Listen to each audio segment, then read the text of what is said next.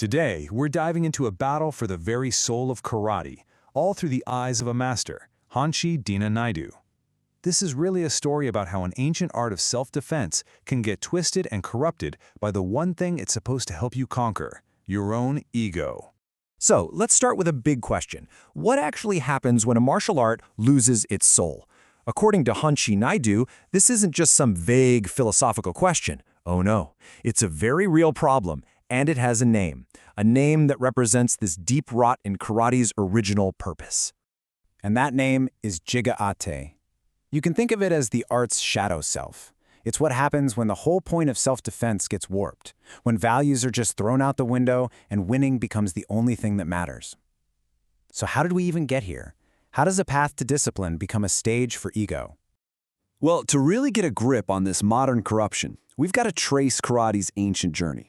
We need to see exactly where and how the art started to change as it traveled across cultures, from one part of the world to the next. This journey is basically a map of the art's soul. According to Gogen Yamaguchi sensei, it all started in India, and it was purely for self-defense. That's it. Then, in China, it picked up this spiritual layer, connected with the monks. In Okinawa, it became a practical tool for the farming community.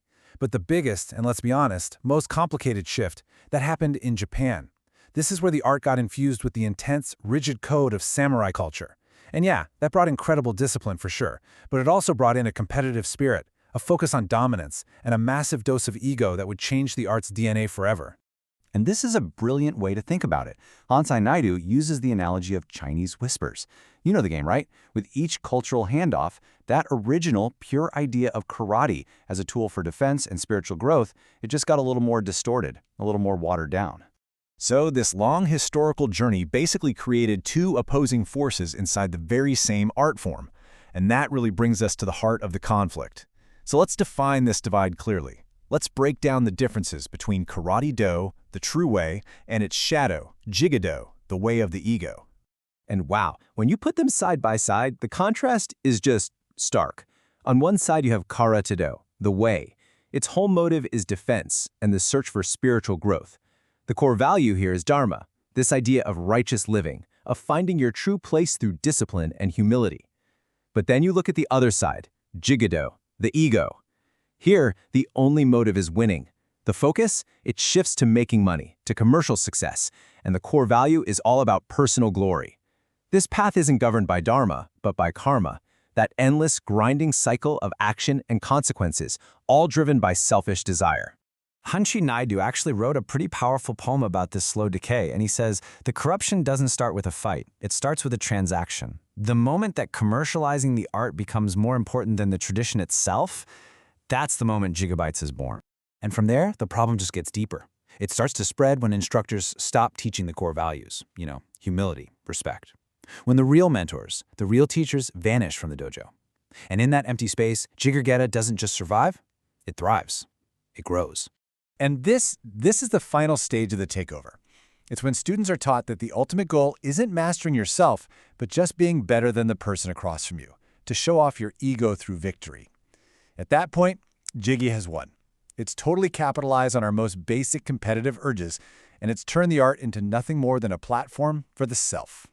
But look, this isn't just some abstract philosophical argument. This is a deeply personal conflict that has affected the masters themselves. So let's look at the human side of this fight, starting with one of the most influential figures in all of modern karate. Now, just let the weight of this sink in for a second. Gogen Yamaguchi sensei, one of the main architects of modern sport karate, he ended up resigning from the very organization he helped create. He publicly said it was a mistake, because he realized that its intense focus on competition and winning had created the exact ego problem he'd come to fear. And then, in just an incredible display of humility, Hanshi Deena Naidu admits his own struggle with what he calls a soul-damaging quality. His words make it so clear that the fight against Jigate isn't about pointing fingers at other people. It's a constant, lifelong, internal battle for every single true practitioner, even a master at the highest level. So after going through the history, the philosophy, and these really profound personal struggles, it all boils down to a fundamental choice. A choice that every single person who steps into a dojo has to face. At the end of the day, here are the two paths, laid bare. True karate is for Dharma. It's a way of being, a path of righteous living that's all about internal discipline and finding harmony. Jigate, on the other hand, is for karma. It's a cycle of endless doing, of external action and consequence, constantly fueled by the ego's insatiable hunger. One path builds your character, the other just builds a list of wins and losses. And of course, this choice goes way, way beyond the dojo, doesn't it? It's a question we all have to face, in everything we do. So the question I want to leave you with is this. In your own life, are you building the discipline of Dharma? Or are you just feeding the ego of Jigate?